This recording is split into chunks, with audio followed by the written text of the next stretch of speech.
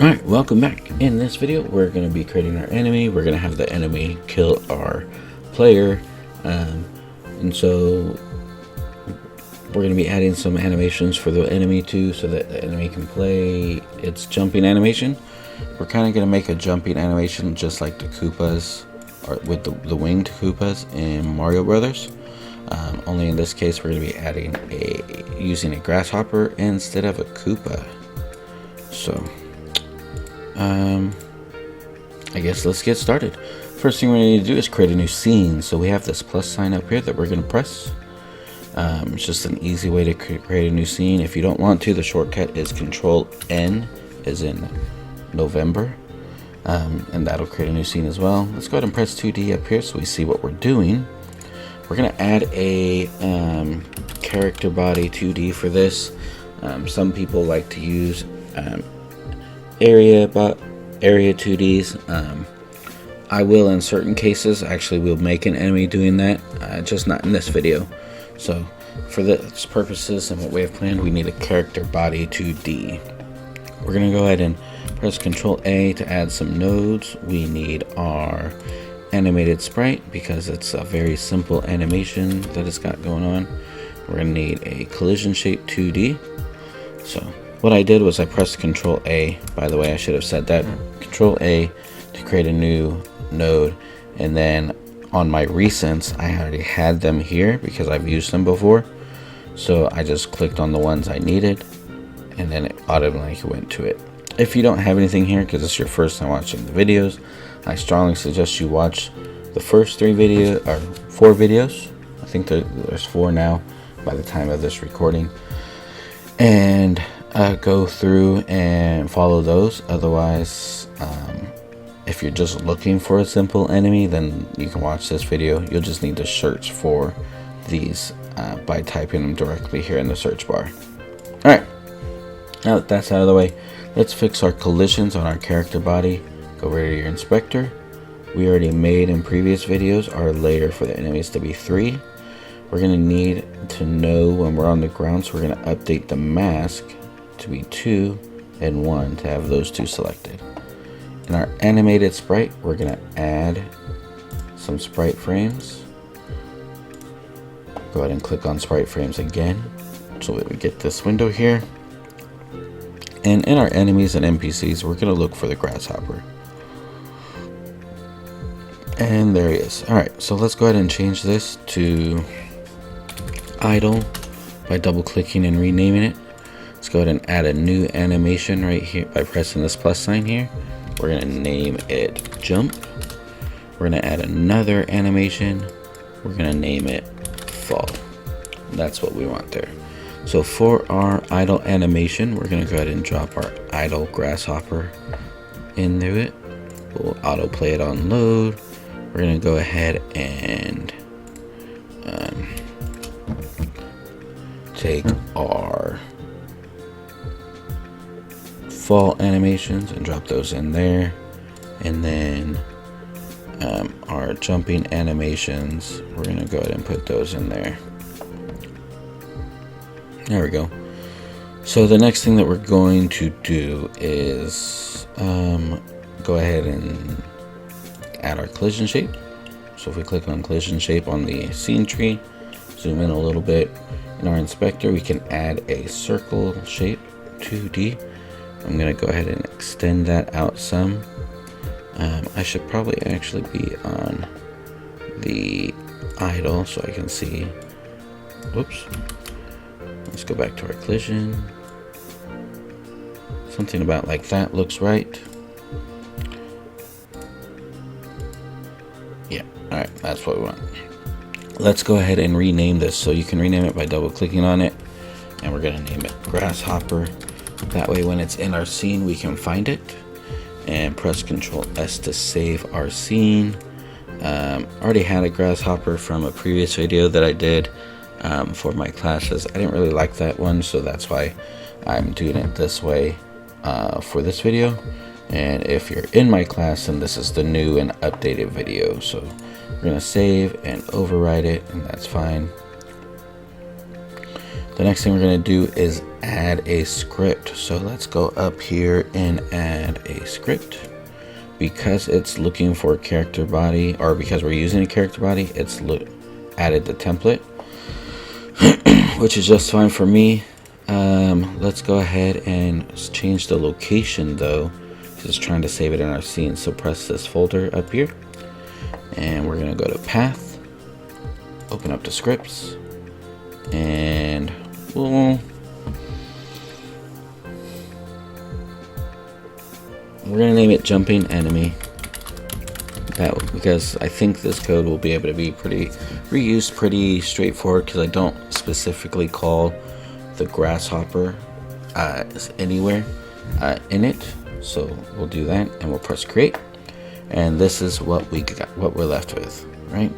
Let's go ahead and just delete everything except for the extends, just like that. All right, we're going to add some public variables. So at export variable jump height, that's going to be a float, and because we want it to go up in the air on the y-axis, we need to make it a negative number. We'll start at 250, and then at export variable gravity, that's also going to be a float, and we're going to make that equal to 500.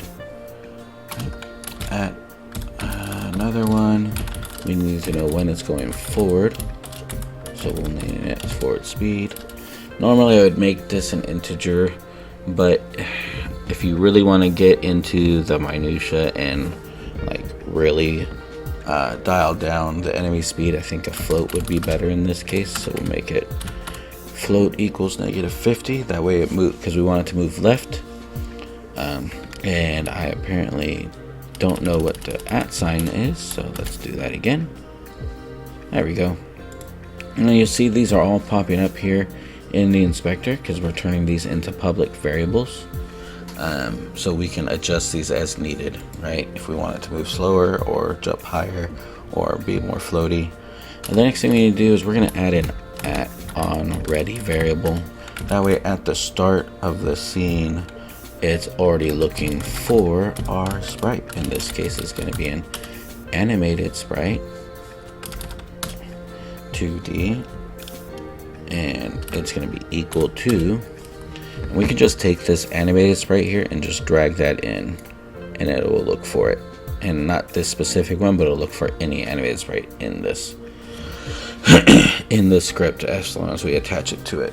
You can also type in $animated sprite 2D if you want, but I like to try to speed things excuse me, along. So in our physics process, what we want to do is first we need to add some gravity. So let's go ahead and we're going to write some code, some comments, so we know what we're doing. Right, so plus gravity. There we go. All right. If not is on floor should be fine for this. Then we're gonna do velocity plus equals get gravity times delta. I don't know how to spell velocity either. Velocity. There we go. That looks right. Alright. We want the grasshopper to move, so we're going to tell it to move. And so the velocity dot x is going to be equal to the forward speed. Very simple, right? Now we need to tell it to jump.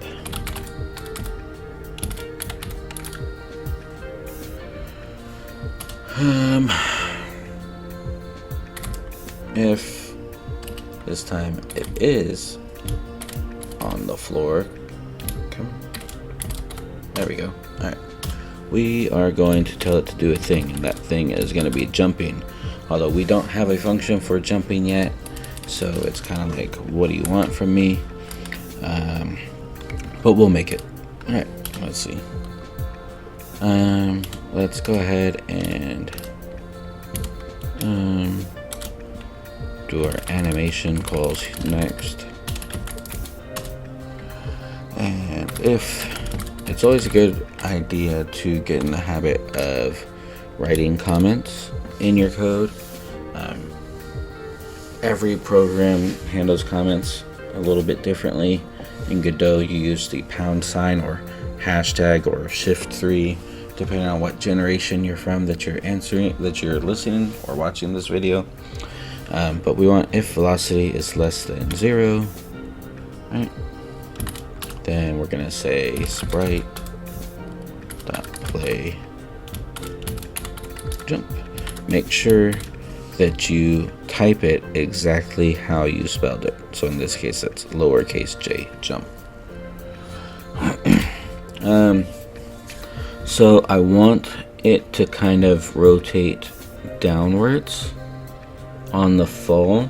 So we're gonna first tell it to reset, always reset its rotation. So rotation degrees is gonna be equal to 0, and again comments, so this resets the rotation in jump, or we'll say during jump.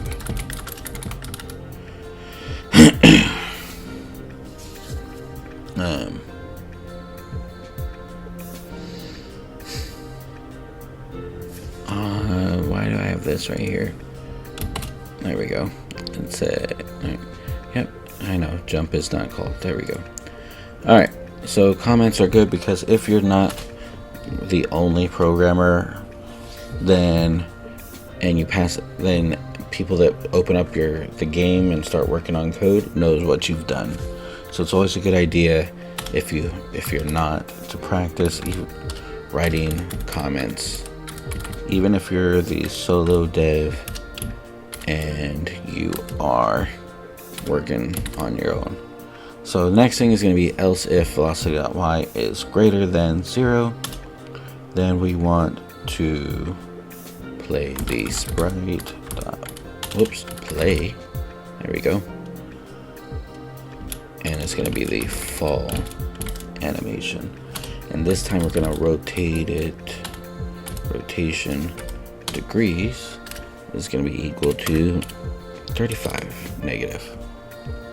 Okay, this is going to be rotating it just a little downward. That way it looks like it's actually falling. Alright, next we need move and slide called, so we're going to add that in.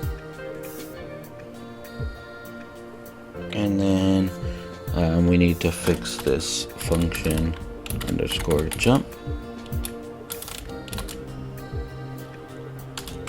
Velocity.y equal to jump height. And this is get expected what? Oh, whoops. Should have been a space there.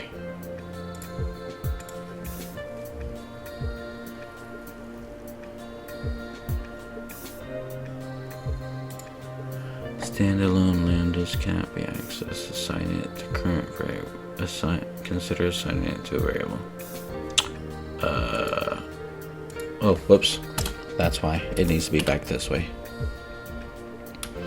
I had an indentation there, and it was thought that it was gonna be. I was wanting it to be part of the physics process, and I don't. So we're gonna go ahead and press Control S and save all this. We're gonna test it out. Let's see where we're at time wise.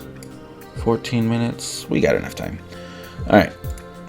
So let's add this in. Press this. Click on Node, so it's not a child of the camera. And we're gonna go ahead and add it in by pressing this little chain link there.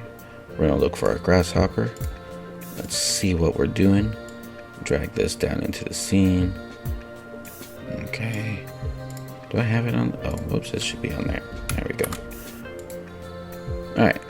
Let's see here. Put this on the ground. Now, if we press play, now you can see it's jumping. Now it doesn't do a whole lot, doesn't kill me yet. So we're going to do that now. Let's go into our grasshopper script.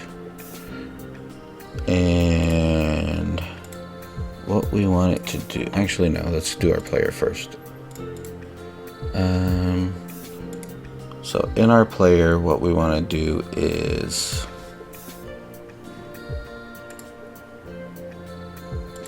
after our move and slide, we're gonna type in create a function. It's gonna be called die,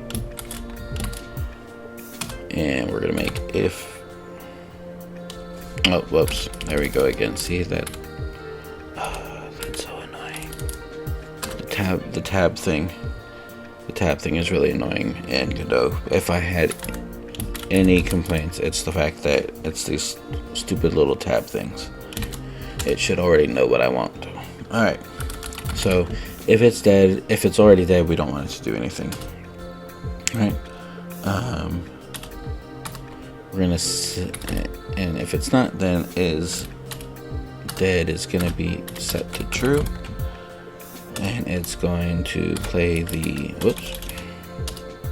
it's going to play the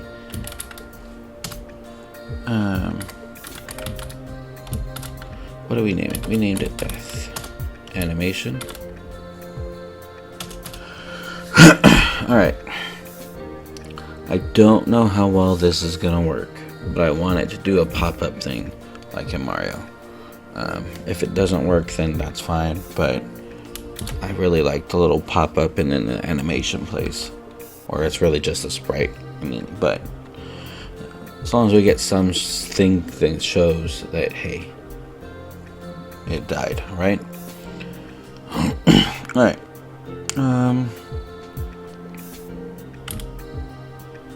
We're gonna, so this is gonna be our pop-up test.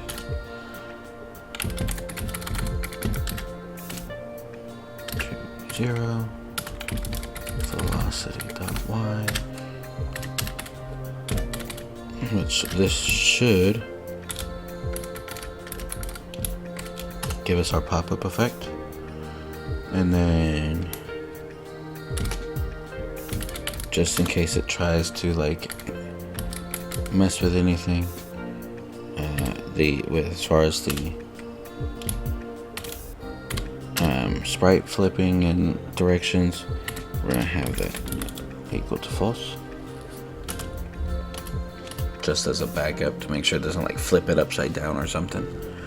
Alright, did I put a timer in here in the last video? Let's see. I did. I put the timer in there, so alright. So from here, what we're gonna do is variable timer. We're gonna create a new timer,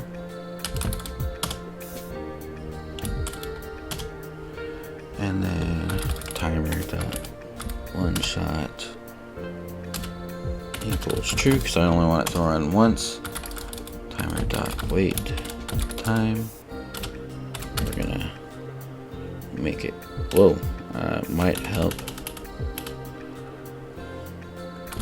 if I press enter. Alright, there we go. Timer dot wait underscore, we want it to wait for a certain amount of time, and that's going to be equal to our death delay. We need to connect it with a signal, so we could do it through nodes, but I'm just, because we're already at 19 minutes, I'm just going to type it out. We got to remember to make it callable. Yes. So, and then on, the signal is going to be on death timeout.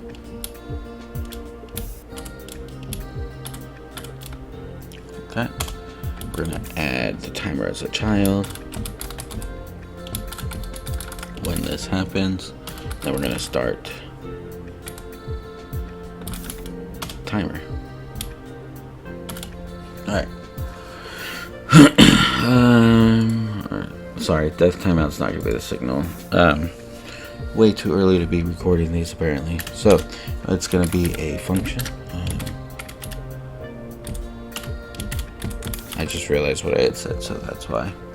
Alright, on death, timeout. We're going to, we want to check to see if it's going to do it. That way if there's any errors, we know that something's not happening. Reloading scene after death. And then we're also going to want it to get the scene. So we're going to go get tree dot reload current scene. So let's see, I think that does it for that. Now let's go to our grasshopper, or the jumping enemy, and we need to tell it to kill it. So what we need to do here is, because it's a physics process, we need to handle it in the physics process function. We're going to check for the collisions. Check if collision occurs. For I in range, get slide collision count.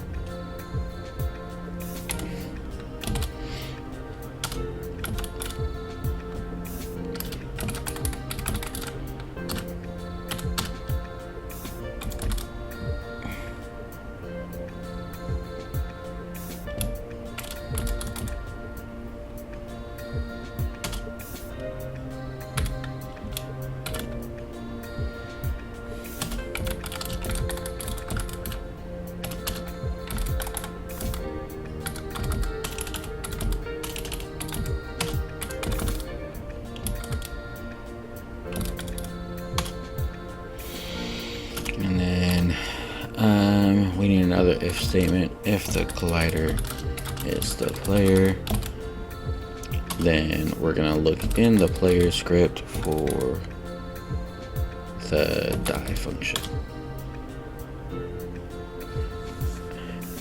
And not in range, not in rage, it's gonna be range.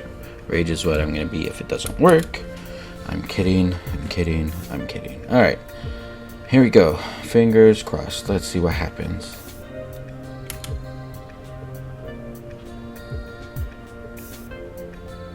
Alright, so that works in the animation, but it's not resetting, so that's the part we gotta figure out. Why is it not resetting? Did it call? It didn't even call this part here, so I gotta figure that out. Oh, because I didn't name it right. There we go. Now let's try it again. Oh, okay. But now it works. So, and the pop-up works a little bit sometimes, but there we go. So that's everything. So we added some death elements, we created an enemy, it kills the player, and it reloads the scene. This video is a lot longer than the others, so I apologize. Hopefully it uploads to YouTube. Not sure what we're going to do in the next video. We still got some more things. Maybe we'll do the patrolling enemy. I don't know. But until then, I'll see you guys in the next one.